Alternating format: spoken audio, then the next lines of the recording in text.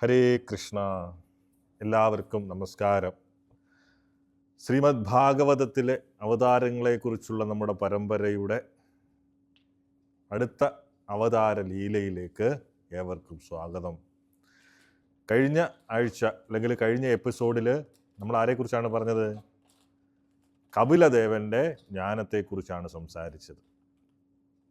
അപ്പം ഇന്ന് നമ്മൾ എവിടെയാണ്? 1-ാം സ്കന്ധം 3-ാം അധ്യായത്തിലെ 11-ാമത്തെ ശ്ലോകമാണ് നോക്കുന്നത്.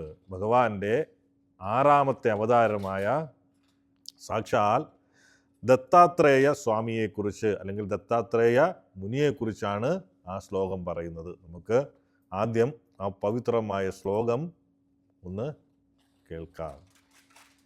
ഷഷ്ടം അത്രേ അപത്യത്വം വൃഥാ പ്രാപ്ത ഘനസൂയയാ അന്വേഷികീ മലർക്കായ പ്രഹ്ലാദ ആദിഭ്യ ഊജിവാൻ. അർത്ഥം എന്താണ്? ഷഷ്ടം അത്രേ അപത്യത്വം, ഭഗവാന്റെ 6-ാമത്തെ അവതാരം. ഷഷ്ടം അത്രേ അപത്യത്വം. പിന്നെയോ വൃദ്ധപ്രാപ്ത അനസൂയയാ, അത്രി മഹർഷിയുടെ മകനായിട്ടായിരുന്നു എന്ത്? ഭഗവാന്റെ അവതാരം. ഭഗവാന്റെ 6-ാമത്തെ അവതാരം അത്രി മഹർഷിയുടെ മകനായിട്ടായിരുന്നു. ഭഗവാന്റെ അവതാരത്തിനായി ഹൃദയം ഉരുകി പ്രാർത്ഥിച്ച എന്താണ്? വൃദ്ധപ്രാപ്ത അനസൂയയാ, ഭഗവാന്റെ അവതാരത്തിനായി ഹൃദയം ഉരുകി പ്രാർത്ഥിച്ച അനസൂയ ദേവിയുടെ ഗർഭത്തിലാണ് ആര്? അദ്ദേഹം ജനിച്ചത്.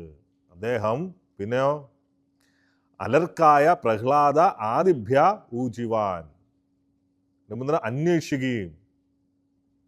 അദ്ദേഹം അലർക്കൻ, പ്രഹ്ലാദൻ, യദു, ഹൈഹയൻ തുടങ്ങിയ മഹാത്മാക്കൾക്ക് അന്വേഷികി അഥവാ പരമമായ ആത്മജ്ഞാനത്തെക്കുറിച്ച് ഉപദേശം കൊടുത്തു. അപ്പം ശ്രീമദ് ഭാഗവതത്തിൽ പലയിടങ്ങളിലായി ദത്താത്രേയ മഹർഷിയെക്കുറിച്ച് പറയുന്നുണ്ട്. അപ്പം 1-ാം സ്കന്ധത്തിലെ ശ്ലോകത്തിൽ ദത്താത്രേയ സ്വാമി പ്രഹ്ലാദൻ ഉൾപ്പെടെയുള്ളവർക്ക് എന്ത്? അന്വേഷികി ഉപദേശിച്ചു എന്ന് ചുരുക്കത്തിൽ പറയുമ്പോൾ ഈ ഉപദേശത്തിൻ്റെ മനോഹരമായ പശ്ചാത്തലവും അതിൻ്റെ ആഴവും വിശദീകരിക്കുന്നത് ഭാഗവതം 7-ാം സ്കന്ധത്തിലാണ്. ഇവിടെ അന്വേഷികയും അനു 4 പിന്നാലെ, ഈശ കാണുക അല്ലെങ്കിൽ സൂക്ഷ്മമായി നിരീക്ഷിക്കുക എന്നീ വാക്കുകളിൽ നിന്നാണ് എന്ത് വന്നത്? ഈ അന്വേഷികി എന്ന പദമുണ്ടായത്. അപ്പം ഒരു കാര്യത്തെ കേവലം എന്ത്? കണ്ണുകൊണ്ട് കാണുക മാത്രമല്ല, അതിന് പിന്നിലെ യഥാർത്ഥ സത്യം യുക്തിപൂർവം ചിന്തിച്ച് കണ്ടെത്തുക എന്നതാണ് ഇതിൻ്റെ അർത്ഥം. ഭാഗവതത്തിലെ പശ്ചാത്തലത്തിൽ ഇതിന് അർത്ഥം എന്ന് പറയുന്നത് ആത്മവിദ്യ എന്നാണ്. ഞാൻ ആരാണ്, അല്ലേ? ജീവിതത്തിൽ ലക്ഷ്യം എന്താണ്, എങ്ങനെയാണ് ദുഃഖങ്ങളിൽ നിന്ന് മുക്തി നേടേണ്ടത് എന്നിങ്ങനെയുള്ള ആത്മീയമായ സംശയങ്ങൾക്ക് യുക്തിസഹതമായ മറുപടി നൽകി പരമമായ ജ്ഞാനത്തിലേക്ക് നയിക്കുന്ന വിദ്യയാണിത്.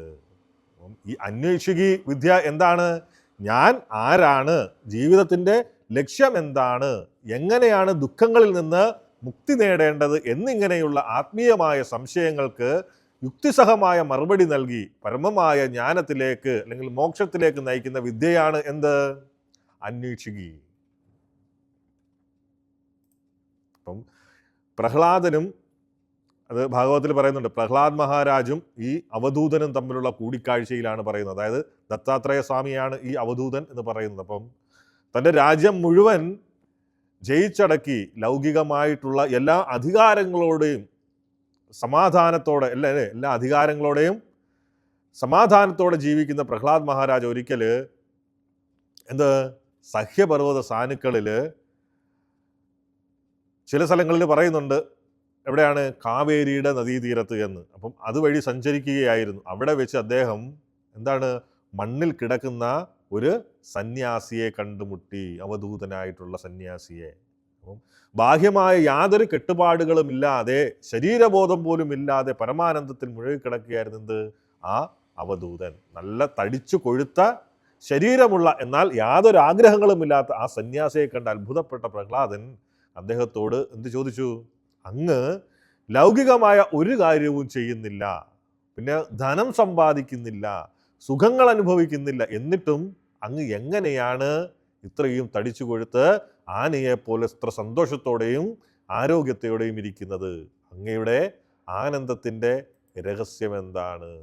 അപ്പം ഭൗതികപരമായിട്ടുള്ള ആഗ്രഹങ്ങളെ എങ്ങനെ മറികടക്കാമെന്നും, അല്ലെങ്കിൽ യാതൊരു ബാഹ്യ വസ്തുക്കളോടെയും അല്ലെങ്കിൽ യാതൊരു ബാഹ്യ വസ്തുക്കളെയും ആശ്രയിക്കാതെ എങ്ങനെ എപ്പോഴും സമാധാനമായിരിക്കാമെന്നുമുള്ള പ്രഹ്ലാദൻ്റെ ചോദ്യങ്ങൾക്ക് മറുപടിയായിട്ടാണ് എന്ത് ദത്താത്രേയ സ്വാമി തൻ്റെ ജീവിതത്തിലെ ഈ തത്വശാസ്ത്രം ഉപദേശിക്കുന്നത്.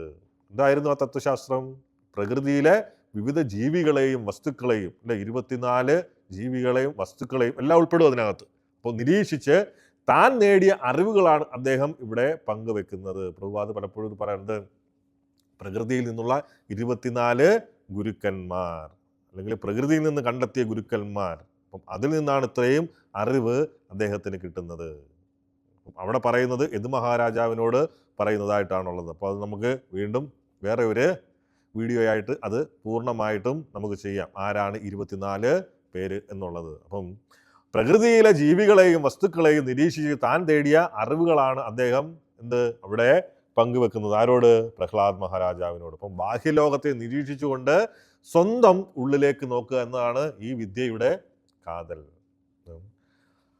അസുരകുലത്തിൽ ജനിച്ചിട്ടും ഭോഗങ്ങളിൽ മുഴുകാതെ പരമമായ ശാന്തിയും ഭക്തിയും നിലനിർത്താൻ പ്രഹ്ലാദന് സാധിച്ചത് എന്തുകൊണ്ടാണ്?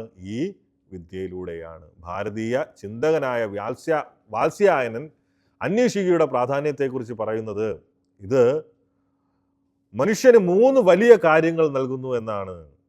ഒന്ന്, പ്രദീപ സർവവിദ്യാനാം, എല്ലാ വിദ്യകൾക്കും വെളിച്ചം നൽകുന്ന വിളക്കാണിത്. 2, ഉപായ സർവകർമ്മണാം, ഏതൊരു പ്രവൃത്തിയും ഏറ്റവും മികച്ച രീതിയിൽ ചെയ്യാനുള്ള വഴി ഇത് കാണിച്ചു തരുന്നു. 3, ആശ്രയ സർവധർമാണാം, എല്ലാ ധർമ്മങ്ങൾക്കും കടമകൾക്കും താങ്ങായി നിൽക്കുന്ന ഈ ചിന്താശേഷിയാണ്. അല്ലെങ്കിൽ എല്ലാ ധർമ്മങ്ങൾക്കും കടമകൾക്കും താങ്ങായി നിൽക്കുന്നത് ഈ ചിന്താശേഷിയാണ്. അപ്പം ഇന്നത്തെ കാലത്ത് നമുക്കും ഇത് ജീവിതത്തിൽ പകർക്കാം. അപ്പം ഇത് നമ്മളിൽ വിവേചന ബുദ്ധിയും മാനസിക സമനിലയും സ്വരം തിരിച്ചറിവും വളർത്താൻ സഹായിക്കും. വേദങ്ങളും പുരാണങ്ങളും നമുക്ക് എന്ത് ചെയ്യണം എന്ന് പറഞ്ഞു തരുമ്പോൾ അന്വേഷിക്ക് നമുക്ക് എങ്ങനെ ചിന്തിക്കണമെന്ന് പഠിപ്പിച്ചു തരുന്നു. ബ്രഹ്മാണ്ഡ പുരാണത്തിലും ഭാഗവതത്തിലും ദത്താത്രേയ സ്വാമിയുടെ ജനനത്തെക്കുറിച്ച് വളരെ വ്യക്തമായിട്ട് പറയുന്നുണ്ട്. നമുക്ക് ആ ജനനത്തെക്കുറിച്ച് നോക്കാം, അവതാരത്തെക്കുറിച്ച് ഒന്ന് നോക്കാം. അത്രി മഹർഷിയുടെ പത്നിയായ അനസൂയാദേവി പ്രപഞ്ചം കണ്ട ഏറ്റവും വലിയ പതിവ്രതമാരിൽ ഒരാളായിരുന്നു. അവരുടെ പാതിവ്രതത്തിൻ്റെ ശക്തി പരീക്ഷിക്കാൻ ത്രിമൂർത്തികളായ ബ്രഹ്മാവും വിഷ്ണുവും മഹേശ്വരനും ഒരിക്കൽ ഒരു ലീലയൊരുക്കും. അത്രി മഹർഷി ആശ്രമത്തിലില്ലാത്ത ഒരു ദിവസം ഈ ത്രിമൂർത്തികൾ എന്ത് ചെയ്യും? സന്യാസിമാരുടെ വേഷത്തിൽ അനസൂയയുടെ ആശ്രമത്തിൽ ഭിക്ഷ യാചിക്കാനെത്തും. ഭിക്ഷയുമായി വന്ന അനസൂയയ്ക്ക് മുന്നിൽ അവരെന്ത് ചെയ്യും? ഒരു കഠിനമായ നിബന്ധന വെക്കും. ഞങ്ങൾ നിന്റെ കയ്യിൽ നിന്ന് ഭിക്ഷ സ്വീകരിക്കണമെങ്കിൽ എന്ത് വേണം? നീ വസ്ത്രങ്ങളെല്ലാം ഉപേക്ഷിച്ച് നഗ്നയായിട്ട് ഞങ്ങൾക്ക് ഭിക്ഷ നൽകണം. അപ്പം സ്വാഭാവികമായിട്ടും ഒരു പതിവ്രതയായ സ്ത്രീയെ സംബന്ധിച്ച് എന്താണ്? ഇതിലും വലിയൊരു പരീക്ഷണം വരാനില്ല. ഭിക്ഷ നൽകാതിരുന്നാൽ അത് അതിഥി സൽക്കാര ധർമ്മത്തിന് വിരുദ്ധമാണ്. എന്നാൽ വസ്ത്രം ഉപേക്ഷിച്ചാലോ അത് പാതിവ്രത്യത്തിന് ഭംഗവുമാണ്. പക്ഷേ അനസൂയാദേവി ഒട്ടും പതറിയില്ല. തൻ്റെ ദിവ്യജ്ഞാനത്താൽ മുന്നിൽ നിൽക്കുന്നത് സാക്ഷാൽ ത്രിമൂർത്തികളാണെന്ന് അനസൂയ തിരിച്ചറിഞ്ഞു. അവൾ തൻ്റെ ഭർത്താവായ അത്രി മഹർഷിയെ മനസ്സിൽ ധ്യാനിച്ച് കമണ്ഡലുവിലെ പവിത്രമായ ജലമെടുത്ത് ആ സന്യാസിമാരുടെ മേൽ തളിച്ചു. ആ ജലം അവരുടെ മേൽ തളിച്ച് ആ നിമിഷം എന്ത് ചെയ്തു? പ്രപഞ്ചത്തെ മുഴുവൻ നിയന്ത്രിക്കുന്ന ബ്രഹ്മാവും വിഷ്ണുവും ശിവനും എന്തായി? 3 ചെറിയ മുലകുടി പ്രായമുള്ള കുഞ്ഞുങ്ങളായിട്ട് മാറി. അപ്പം അനസൂയാദേവി ഒരു അമ്മയുടെ അതിനുശേഷം അനസൂയാദേവി എന്ത് ചെയ്തു? ഒരു അമ്മയുടെ വാത്സല്യത്തോടെ ആ കുഞ്ഞുങ്ങളെ എടുത്ത് വസ്ത്രമില്ലാതെ തന്നെ അവർക്ക് മുലപ്പാൽ നൽകി. അങ്ങനെ ആ സന്യാസിമാരുടെ നിബന്ധനയും പാലിക്കപ്പെട്ടു. അപ്പം അവരുടെ പാതിവ്രത്യത്തിന് ഒരു ഭംഗവും വന്നതുമില്ല. പിന്നീട് വിവരമറിഞ്ഞ് ആശ്രമത്തിലെത്തിയ ത്രിമൂർത്തികളുടെ പത്നിമാരായ സരസ്വതിയും ലക്ഷ്മിയും പാർവതിയും അപേക്ഷിച്ചതനുസരിച്ച് അനസൂയ അവരെ പഴയ രൂപത്തിലാക്കി. അനസൂയയുടെ ഈ പരമഭക്തിയും ബുദ്ധിയും പരമഭക്തിയിലും ബുദ്ധിയിലും പ്രസന്നരായ ത്രിമൂർത്തികൾ അവരുടെ മുന്നിൽ യഥാർത്ഥ രൂപത്തിൽ പ്രത്യക്ഷപ്പെട്ടു. അപ്പോൾ അനസൂയാദേവി ഒരു വരം ചോദിക്കും. എന്താണ് ചോദിക്കുന്നത്? പ്രഭുക്കന്മാരെ, അമ്മ എന്ന നിലയിൽ എനിക്ക് നിങ്ങളെ പിരിയാൻ കഴിയില്ല. നിങ്ങൾ 3 പേരും ഒന്ന് ചേർന്ന് എൻ്റെ മകനായി ജനിക്കണം. ത്രിമൂർത്തികൾ ആ പ്രാർത്ഥന സന്തോഷത്തോടെ സ്വീകരിച്ചു. ഭാഗവതത്തിലെ 1-ാം സ്കന്ധവും 4-ാം സ്കന്ധവും പരിശോധിച്ചാൽ ചിലപ്പോൾ നമുക്ക് ഒരു പരസ്പര വിരുദ്ധമായിട്ട് ഉള്ള രീതിയിൽ നമുക്ക് തോന്നാം. 4-ാം സ്കന്ധത്തിൽ പറയുന്നതനുസരിച്ച് അത്രി മഹർഷിയുടെ തപസ്സിൽ പ്രസന്നരായ ത്രിമൂർത്തികൾ തങ്ങൾ 3 പേരും അങ്ങേക്ക് പുത്രന്മാരായിട്ട് ജനിക്കുമെന്ന് വരം നൽകി. അങ്ങനെ ബ്രഹ്മാവിൻ്റെ അംശമായിട്ട് ചന്ദ്രനും അല്ലെങ്കിൽ സോമൻ, ശിവന്റെ അംശമായിട്ട് ദുർവാസാവും, പിന്നെ വിഷ്ണുവിൻ്റെ അംശമായി ദത്താത്രേയനും ജനിച്ചു. ലളിതമായി പറഞ്ഞു കഴിഞ്ഞാൽ ദത്താത്രേയ സ്വാമി പ്രധാനമായും ഭഗവാന്റെ അവതാരമായിട്ടാണ് കണക്കാക്കപ്പെടുന്നത്. എന്നാൽ അദ്ദേഹത്തിൽ ബ്രഹ്മാവിൻ്റെയും ശിവന്റെയും ചൈതന്യം അടങ്ങിയിരിക്കുന്നു. അതുകൊണ്ടാണ് ദത്താത്രേയ രൂപത്തിന് 3 തലകളും 6 കൈകളും ഉള്ളതായി നമ്മൾ സങ്കല്പിക്കുന്നത്. അനസൂയാദേവിയുടെ പ്രാർത്ഥന പ്രകാരം 3 പേരുടെയും ചൈതന്യം ഒത്തുചേർന്ന പൂർണ്ണ രൂപമാണ് ആര്? ദത്താത്രേയൻ.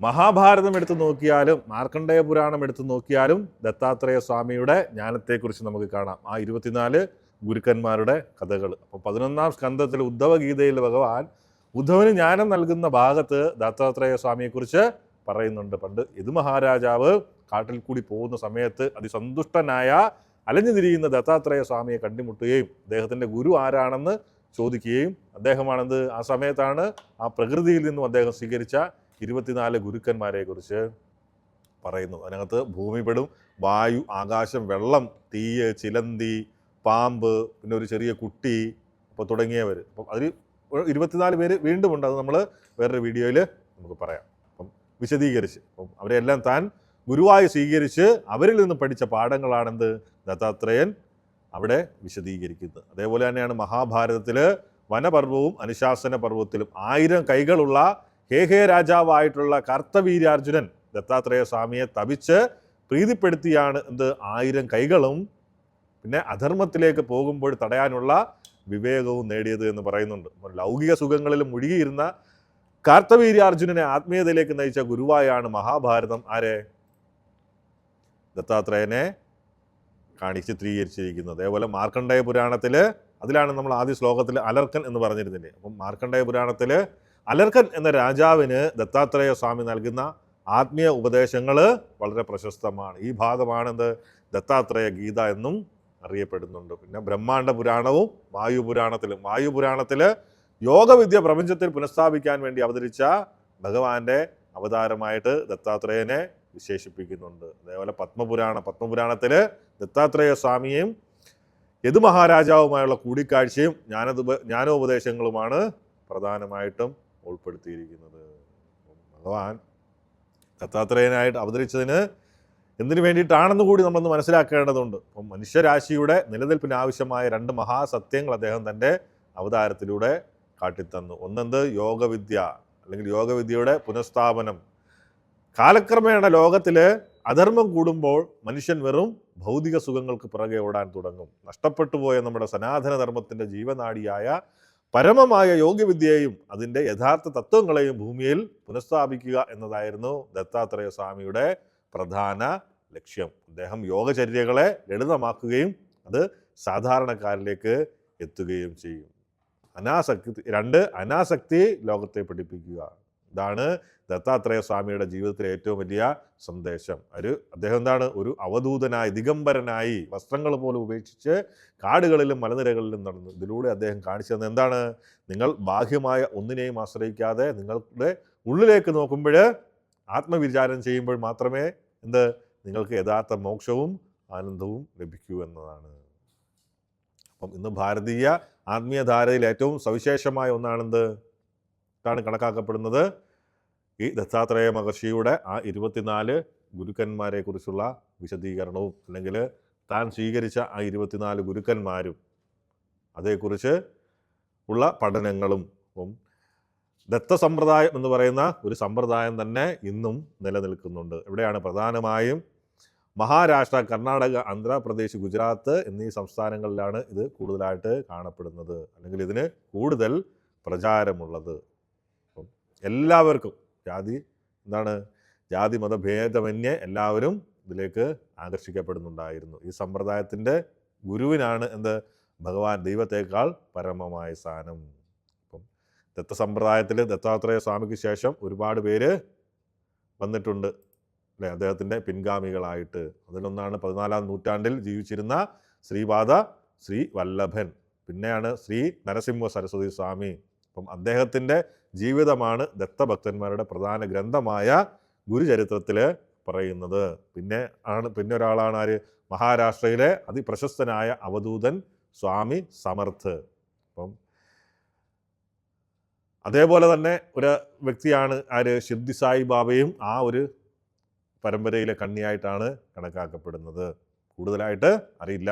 അപ്പം കർണാടകത്തിലെ ഗാണഗാപൂർ, മഹാരാഷ്ട്രയിലെ നരസോബാലിവാടി എന്നീ പുണ്യസ്ഥലങ്ങളിൽ ദത്താത്രേയ സ്വാമിയുടെ പാദമുദ്രകൾ പാദുകങ്ങൾ ഇന്നും ആരാധിക്കപ്പെടുന്നുണ്ട്. കൂടാതെ ഗുജറാത്തിലെ ഗിർനാർ പർവ്വതത്തിൽ 10,000 പടികൾ കയറി ഭക്തർ ഇന്നും ദത്താത്രേയ സ്വാമിയുടെ സന്നിധിയിൽ എത്തുന്നു. ദത്താത്രേയ സ്വാമി നമുക്കറിയാം, ഒരു ചിരഞ്ജീവി അല്ലെങ്കിൽ ചിരഞ്ജീവികളിൽ ഒരാളാണ്. അപ്പോൾ അദ്ദേഹം തൻ്റെ ലീലകളെല്ലാം അവസാനിപ്പിച്ച് ഒരു സാധാരണ അവധൂതനെ പോലെ കാടുകളിലേക്കും മലനിരകളിലേക്കും നടന്നു പോവുകയും മനുഷ്യൻ്റെ കണ്ണുകളിൽ നിന്ന് അദൃശ്യനാവുകയുമാണ് ചെയ്തത്. അപ്പോൾ അദ്ദേഹം ഇന്ന് എവിടെയാണ്? അദൃശ്യ രൂപത്തിൽ ഭാരതത്തിലെ പുണ്യഭൂമികളായ ഗിർനാർ പർവ്വതത്തിലും ഹിമാലയത്തിലും വസിക്കുന്നു എന്നാണ് വിശ്വാസം. ഇന്നും യോഗികൾക്ക് അദ്ദേഹം പ്രത്യക്ഷപ്പെട്ടിട്ട് വഴി നടത്താറുണ്ട് എന്നും പറയപ്പെടുന്നു. അതുകൊണ്ട് തന്നെയാണ് ഭക്തിയോടെ ആളുകൾ ദിഗംബര ശ്രീപാദവല്ലഭ ദിഗംബര എന്ന നാമം ജപിച്ചാൽ ഇന്നും അദ്ദേഹം ഭക്തരെ തേടിയെത്തും എന്ന് പറയപ്പെടുന്നത്. അപ്പം ഈ ദിവ്യമായ അറിവ് എല്ലാവരിലേക്കും പകർന്നു നൽകുക, എല്ലാവരിലേക്കും എത്തിക്കുക. പരമ്പരയുടെ അടുത്ത ഭാഗത്തിൽ മറ്റൊരു അവതാരവുമായിട്ട് നമുക്ക് വീണ്ടും കണ്ടുമുട്ടാം. അതുവരെ എല്ലാവർക്കും നന്ദി, നമസ്കാരം, ഹരേ കൃഷ്ണ.